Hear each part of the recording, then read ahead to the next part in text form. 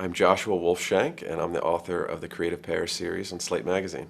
As a culture, we're obsessed with the idea of the lone genius. We're obsessed with the Einsteins, with Emily Dickinson, this idea that creating is something that sort of descends from the heavens. And relationships have really been neglected. In the last 20 or 30 years, it started to shift, but for reasons you can understand, a lot of people are focused on romantic relationships. It's not one and then a second. There is some space between them that is actually a third entity that needs to be looked at on its own. The relationship needs its own biography.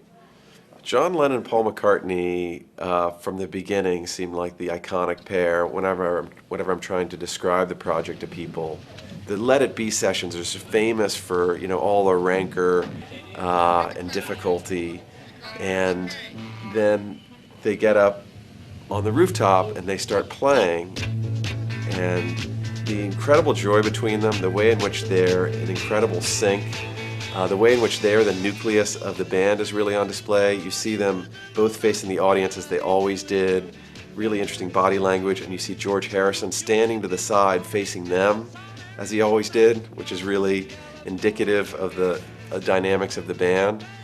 And there's this gorgeous moment when they do Don't Let Me Down, where John obviously forgets the beginning of a verse. And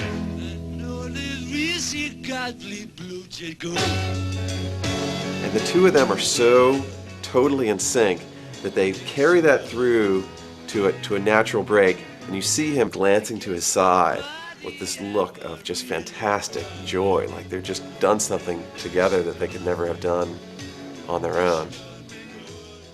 When Paul first met John, when he first saw him playing with his band, the Quarrymen, one of the things that amazed him is the way that he just was this incredibly brash, charismatic kid.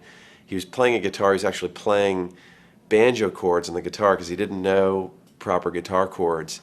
But Paul just felt this guy was so alive and full of energy, and he loved the way that he was just kind of riffing and making up lyrics when he didn't remember them.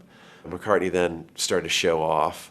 He was younger, but he was clearly, incredibly dynamic and talented, and the descriptions of them in that moment are really beautiful. One of their friends said that they were circling each other like cats.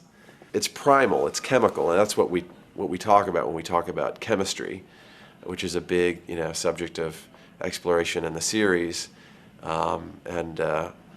kind of I think the holy grail of human interaction, to try to understand what is this thing we call chemistry.